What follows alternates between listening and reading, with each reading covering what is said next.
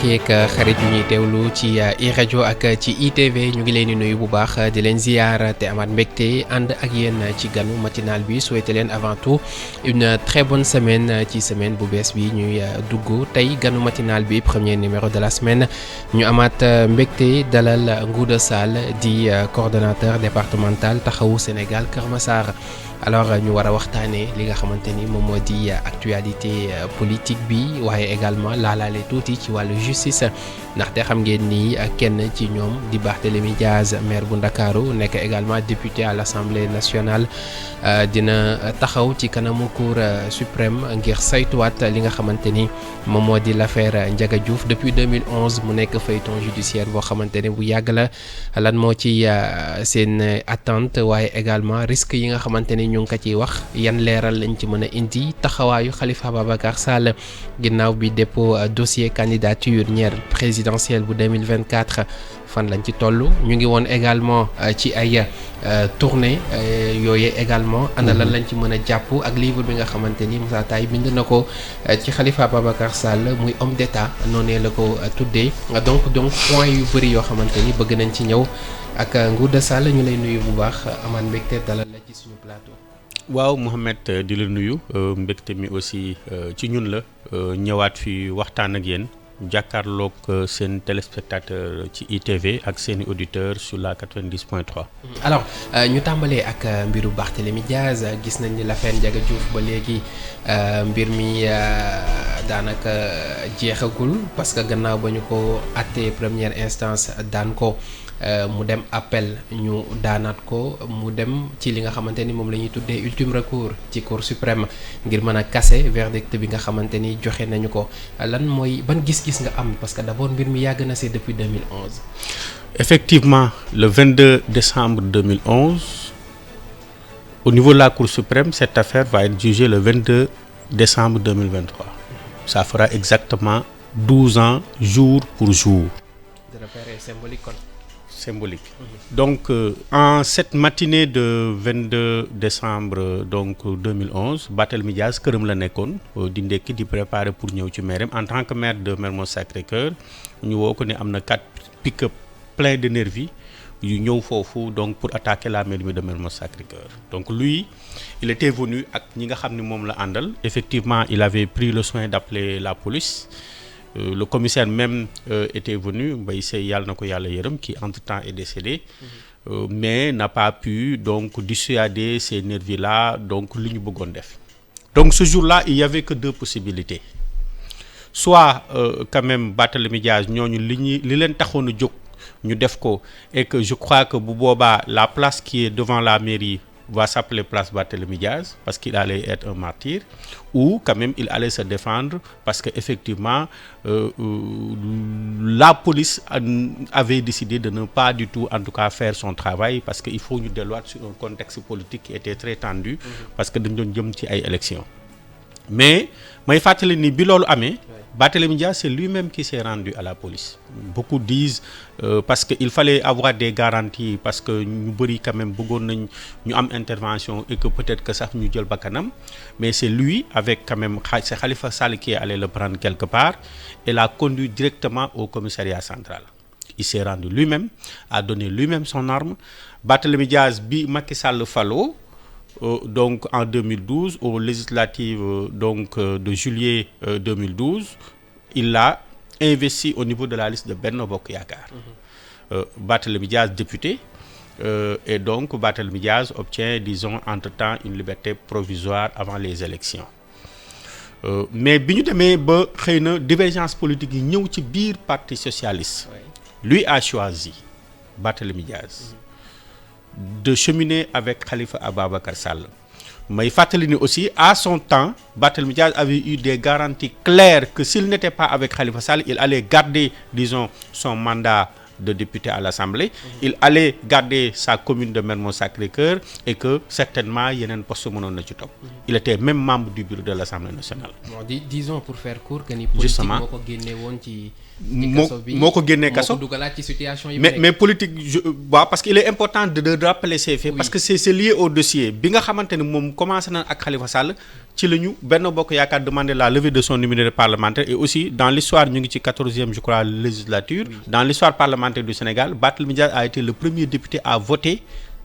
levé de son immunité parlementaire. Barthélémy Dias a voté bi ñu koy lever lui il a voté pour que son immunité parlementaire soit levée parce que lui il voulait quand même que justice soit faite parce que effectivement depuis le premier jour il a la ferme conviction qu'il n'a tué personne. Bi ñu lever l'immunité parlementaire ñu dem procès donc me rendre hommage aussi donc au juge de première instance le juge Ndari Diop qui est imam. À son temps aussi ses avocats maître Aïssata Tall Sall qui vraiment bokk na ci procès yi ma njëkk a fekkee mais qui vraiment a très bien défendu donc à son temps le député Barthélémy Dias avec aussi maître El Hadji Diouf juge Ndari donc avait décidé en tout cas en délibéré donc au mois de février 2017 de condamner donc Barthélémy Dias à 2 ans dont 6 mois ferme donc pour coup mortel bien sûr maintenant Barthélémy Dias lui-même aussi dans ses convictions lui-même a fait appel ñu dem au niveau de la cour d'appel donc mu am une dizaine de renvois te may fàttali ni que ça soit le procès en première instance que ça soit disons ba ñuy dem cour d'appel le procès a été renvoyé plus de 10 fois mais à chaque fois Barthélémy Dias même en voyage vient assister au procès Barthélémy Dias est plusieurs fois parti au tribunal il y avait même pas les avocats de la partie civile il y avait même pas disons les parents donc du défunt Ndiaga Diouf je m'incline devant son mémoire et que au fait chaque fois il a déclaré que quand même sonn naa ci jaabante bi ba ci jour bi ñuy def procès en appel le juge avait donc considéré que effectivement parce que Barthélémy Dias bi ñu koy jàpp il était dans ce dossier avec 13 autres prévenus 2 de ses gardes du corps et disons 11 yoo xam ni ñu ngi nekkoon donc dans la sécurité du Parti démocratique sénégalais Barthélémy Dias avait demandé c'est lui qui avait demandé au juge que effectivement moom il était prêt même si à l'absence des 13 autres prévenus lui il est prêt donc à être jugé donc en cour d'appel donc le juge a confirmé la décision du juge Ndari Diop. Disons que moom li mu gën a bañ ci procès bi mooy amende bi nga xamante ni teg nañ ko muy dommage ak intérêt yi mu war a fay famille Ndiaga Diouf et mu jàpp ni moom 1 franc du ko jox ci ay kàddoom lay répété du ko jox ci ñoo xamante ni njabootu seen doom nervi la loolu la wax et à juste raison moom d'abord le fait que jàpp na ni reyul kenn ñaareel ba aussi mënoo jàpp ni reyoo kenn aussi jël seen njaboot di leen jox 25 millions parce que l'amende donc c'est de 25 millions donc lui-même aussi boo seetee Cour suprême li nar a am ni donc la partie civile ni le procureur n'a fait appel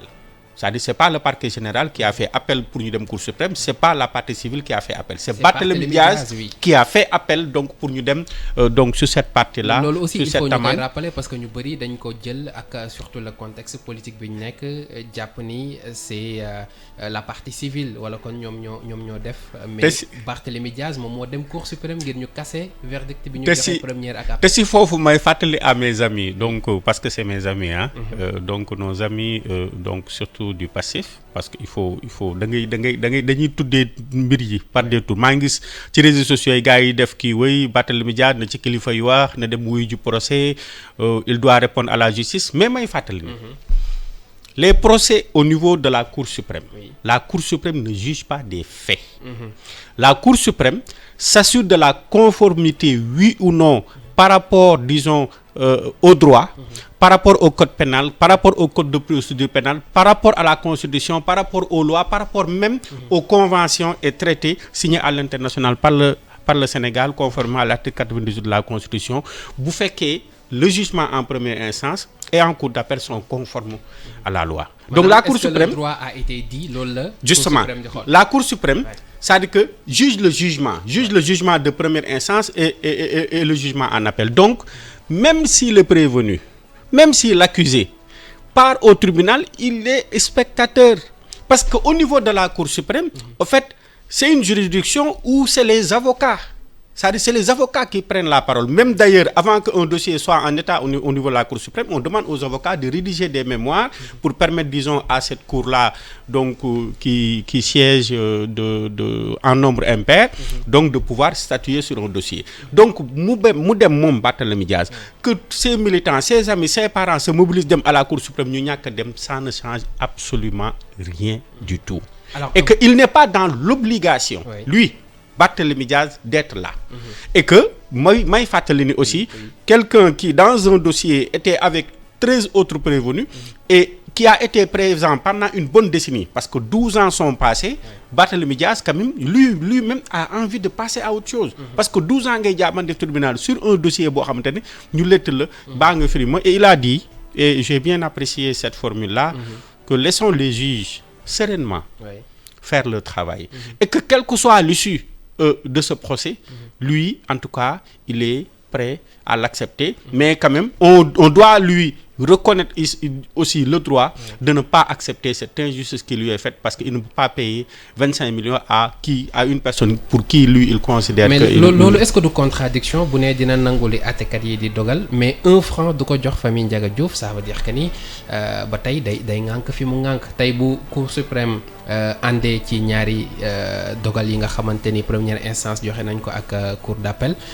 est-ce que pour sàmmonte ak yoon du fay li nga xamante ni moom lañ ko daan muy ay dommages ak intérêts. waaw démb maa ngi ci doon laaj gëstu naa ci laaj ci aussi yenn juristes yi. Il faut aussi comprendre, il faut aussi se demander, j'ai pas vu le contenu, le dispositif en tout cas de la décision de justice de la cour d'appel, mais il faut ñu xool que est-ce que au niveau de la cour d'appel ces 25 millions-là étaient accompagnés d'une contrainte par corps. C'est-à-dire que est-ce que aujourd'hui la justice en donnant sa décision donc met Barthélémy Dias dans une obligation de payer parce que dans une décision si on met la contrainte par corps aujourd'hui la personne est en l'obligation de payer. Maintenant si aujourd'hui c'est pas accompagné d'une contrainte par corps peut-être si les juristes nous diront dans quel sens aujourd'hui en tout cas la partie civile a les possibilités de faire appliquer cette décision. Alors ci yoon boobu noonu ba tey ñu bëri dañu wax bi ñu annoncé que ni Cour suprême dina saytu mbir mi le 22 que ni y a des risques ci poste bi nga xamante ni yore na ko muy le maire de la capitale mais également poste bi nga xamante ni am na ko comme député à l'Assemblée nationale. Yan mooy risque est-ce que risque yi am na réellement est-ce que mën na si jaaree ñàkk ñaari poste yooyu nga xamante ni am na ko. waaw wax naa ko fii en tout cas ci seen antenne ci seen journal bi ci njëkk damay démarrer mairie de la ville de Dakar. Au niveau de la mairie de la ville de Dakar en tout cas il n'y a aucun risque. Amul selon le code général des collectivités locales même modifié donc en 2013 ce qu'on appelle la loi portant acte 3 de la décentralisation. Donc il n'encourt pas de risque par rapport disons à son poste de maire de la ville de Dakar. Beneen bi nga xamante ni xëy na tey mooy def débat et ça je maintiens ce que j'ai dit au niveau de votre antenne c'est son poste de député. Le règlement, la loi organique portant règlement intérieur disons de l'Assemblée nationale à son article 51 dit qu'un député condamné donc perd son mandat de député. Maintenant ñu ngi ci 14e législature. Ça aussi j'ai aussi étudié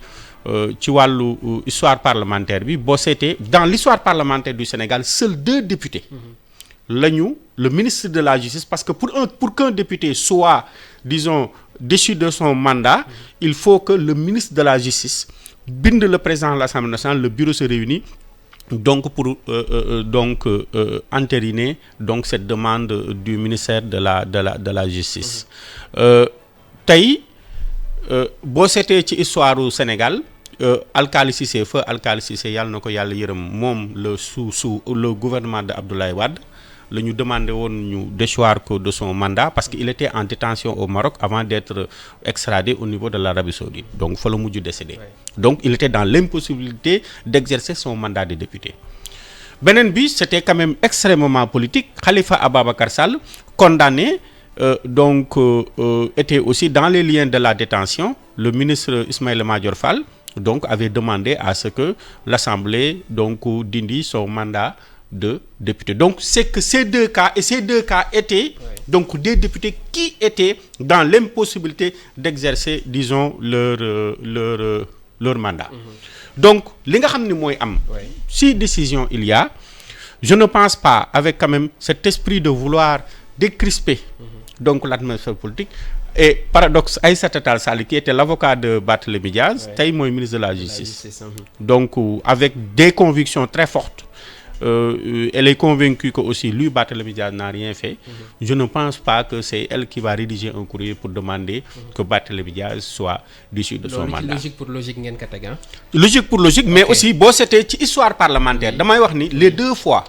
que le ministre de la justice, parce que tous les jours nga gis ay députés am donc des procès en civil wala en pénal ñu dem, et puis c'est des banalités. Parce qu'on a une presque plus de 150 députés. Donc tey pour le cas de Barthélémy Diaz, je ne pense pas, et ça je maintiens ce que j'ai dit, que lui il va perdre son mandat de député. Parce que de toutes les façons, quelle pertinence de faire perdre à Barthélémy Diaz son mandat de député, parce que son suppléant c'est le maire de Grand Yoff, Madiop Diop, de Taxawu Sénégal, qui est maire comme lui et qui va donc disons suppléer à Barthélémy Diaz. Ça nous n'avons pas de crainte, en tout cas moi personnellement j'ai pas de crainte à ce niveau. Très bien. Jamono ji loolu may fàttali ne 22 décembre bi ñu dëgmal ci la Cour suprême di àtte mbir mi. Ñu ñëw maintenant ci Taxawu Sénégal, jamono ji fu ngeen tollu ci parrainage yi, ndax matal ngeen ak itam dépôt dossier candidature yi tàmbali na niki semaine bee ñu génn. Lan ngeen di xaar, ana Khalifa Ababacar Sall? Waaw, Khalifa Sall aujourd'hui boo seetee depuis un certain moment quand même il s'est éloigné un peu des plateaux parce qu'il est sur le terrain. Donc nous avons eu à l'accompagner, donc dem nañ sur le terrain ànd ak moom, mais ce que moi j'ai constaté, c'est un homme qui connaît le Sénégal des profondeurs. Parce que dina rare ñu dugg ci benn village te Khalifa Sall du ne ana diw ana kër njabootu diw. Dina rare ñu dugg ci benn village, et là il a choisi quand même de ne pas faire des centres urbains, d'aller vers des populations fekk leen fa ñu ne. Parfois nga dugg ci oto ngeen daw ci zone yoo xamante ne yow village yoo xam ne mosoo sax dégg seen tur. Te ce qui est frappant, am na zone yoo xam ne dañ fay dugg guddee fa 2 heures du matin ba 3 heures du matin, nit ñi toog di xaal Khalifa Ababacar Sall. Gis ngeen image yi, les tournées au niveau de la région de Kaffrine, au niveau de la région de Fatick, au niveau de la région de Matam, dernièrement au niveau de la région de Louga, mais accueil populaire bi te il a terminé en apothéose vraiment au niveau du département de Kébémer à Ndande, où vraiment Ndande gépp dañu génn. Te loolu c'est des raisons historiques, parce que Ndande bu ñu fàtte ni mooy dëkku donc Badara Lo di dëkku Pablo, tey njabootam aussi, donc ma ciy profiter di saluer la famille Lo, Mor Lo, mu nekk sama collègue au niveau de la ville de Dakar, ñu def une mobilisation exceptionnelle. Wan ko ni fii jarul sax nga fi ñëwaat campagne parce que fii da nga koy gagner. Donc te noonu la amee ci yeneen dëkk yoo xamante ni tey dañ doon wax ni Matam titre foncier la, ñëpp gis nañ accueil populaire bi nga xamante ni Khalifa Sall am na ko à partir de Ourossogui, au niveau de René Ferlo, au niveau de Kanel, au niveau du département de Matam. Donc ñun am nañu yaakaar. Te dafa am loo xam ne il faut ñu fàttali ko. Mooy que les socialistes, quand je dis les socialistes, mooy ceux qui sont de la gauche et qui sont restés à gauche, qui soutiennent un candidat de gauche, leur seul candidat c'est Khalifa Ababacar Sall. Te boo seetee les socialistes sont quand même majoritaires dans ce pays. Dama koy jël ci ñaari alternance démocratique ñu am. En 2000 boo seetee suffrage yi Moustapha Niasse amoon, Abdou Diouf am ko, Djibo Ka amoon, moo ëpp li Ablaye Wade am. Bu ñu ñëwee aux élections de 2012 où on a la deuxième alternance, boo seetee les suffrages de Moustapha Niasse et les suffrages de Ousmane Tanor Dieng, yàlla na ko yàlla yërëm, donc tey sont supérieurs li nga xam ne moom la Macky Sall am, parce que effectivement ñoom ñaar kenn ci ñoom moo waroon dem deuxième tour bu fekkoon nangu nañu ànd. Et ce peuple socialiste, ñi nga xam ne socialisme lañ gëm, mais boo demee ci da nga leen di fekk ils sont au Sénégal. Tey da ngay dugg ci village yoo xam ni les gens te disent que man je suis né socialiste, sama papa socialiste la woon, sama maam socialiste la woon, et je ne voterai qu'un candidat socialiste. Idéologie yooyu mu ngi dox ba léegi. mi ngi dox ba tey te lu ma gis la ak ànd kook Khalifa Sall gis ko ci terrain bi, te effectivement moi quand je regarde l'homme en tout cas confiance bi muy dégager énergie bi muy dégager en tout cas il a cette envie quand même de gagner ces élections mais surtout au fait li ko gën a metti tey ci contexte politique au Sénégal mooy on a un pays divisé un pays où les gens sont en tout cas dans les opinions politiques sont dans l'extrême. Il veut apaiser les cœurs. Très bien. Il veut rassembler les Sénégalais et il veut en tout cas encore plus développer le Sénégal. lan moo des ngir ngeen mën a def seen dépôt candidature. Parrainage bi tey mat na. tey bu dee Khalifa Sall en 2017 ba nekkoon prison. ñu am parrainage conseil constitutionnel validé ko tey suñu parrainage ba mu matee. démb rek moi dans mon département on a fait notre évaluation et que tey mën nañ jël ñaar ba ñett ba juróomi candidat ñun may leen parrainage pour que ñu mën a dem compte nos tenues nous avons l'embarras du choix c'est-à-dire qu'aujourd'hui parrainage optionnel nous avons des députés nous avons tey ñu bëri wax naa ko fii bi ma fi mujjee ñu bëri dañuy wax ni taxawu Sénégal nous avons 14 députés donc qui vont parrainer le candidat Khalifa Ababacar Sall et loolu ma ciy wax te tey fii laa ko waxee xam nga ci télé laa koy waxee tous les partis qui ont des députés déposeront au conseil constitutionnel des députés xam nga lu tax on a 260 personnes qui sont allées retirer des fiches de parrainage démb décompte bi au niveau de la CDC on nous dit que à peu près ëpp na 30 yoo xam ni déposé nañ caution te dépôt bi tirage au sort imaginez tey nga nekk ne serait-ce que 5e position ak le nombre de parrains qui est réduit donc cette réduction du nombre de parrains augmente les risques de doublons tey et aussi diminue la possibilité de remplacement au 2e tour donc aucun de ces partis que ça soit le candidat Amadou Ba le candidat Karim Wade du PDS le candidat du PASTEF ak ñun taxawu Sénégal je le dis bien aucun de ces partis ne déposera le parrainage populaire parce que c'est pour des questions techniques. Très bien 30 secondes moo ñu dese gis nañ également disons ngeen ni jaay seen candidat à travers un livre boo xamante ni Moussa Taye moom moo ko bind intitulé que Khalifa Ababacar Sall parcours d'un homme d'État. lan moo waral choix boobu noonu. waaw parcours d'un homme d'État parce que ki ko def Moussa Taye quand même est l'un des plus anciens collaborateurs de Khalifa Ababacar Sall depuis ba muy nekk député bi muy nekk ministre nekk aussi am son cabinet nekk consultant di dem di donc rédiger des lois pour des pays dem di superviser des élections pour des organisations supranationales donc c'est et que aussi depuis Khalifa est maire au niveau de la ville de Dakar il a été d'abord secrétaire général adjoint avant d'être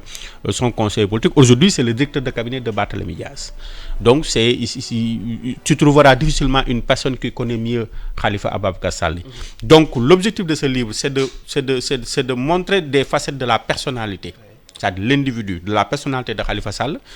donc ses débuts en politique mais surtout son parcours tout le parcours qu'il a fait 5 fois député adjoint au maire pendant 17 ans 2 fois maire et 2 fois aussi ministre pendant 7 ans nous montrer aussi donc ak bi tolof yi commencé bi nga xamante ni état bi jël na ko tëj ko xañ ko poste député xañ ko poste maire de la ville de Dakar radié ko des fichiers électoraux donc il a tout retracé au niveau de ce livre là que je recommande nit ñi dem lire ko parce que ku bëgg a xam dara ci Khalifa Sall parce que les gens se font de fausses idées sur sa personne di nga boo lire livre inchallah di nga ko am et j'en profite pour féliciter mon camarade Moussa Taye. Merci beaucoup Ngouda Sall di fàttali ne moom mooy coordonnateur départemental taxawu Sénégal Kër Massar ñu amoon mbégte dalal ko ci ganu matinal bi waxtaanee actualité politique bi laalaale ci wàllu justice également ñu lay sant bu baax di la gërëm c'était vraiment un plaisir dalal la ci suñu plateau. Plaisir totalement partagé Mohamed c'était le temps passe vite donc di la sant di sant aussi ñi ñuy déglu ak ñi ñuy seetaan donc c'est toujours un plaisir pour nous de venir échanger waxtaan ak askan wi. Merci à vous chers auditeurs et téléspectateurs 13h30 ngeen seetaan ko sur ITV xibaar yi wéyandi ci www.imedia.sn merci à tous et excellente journée.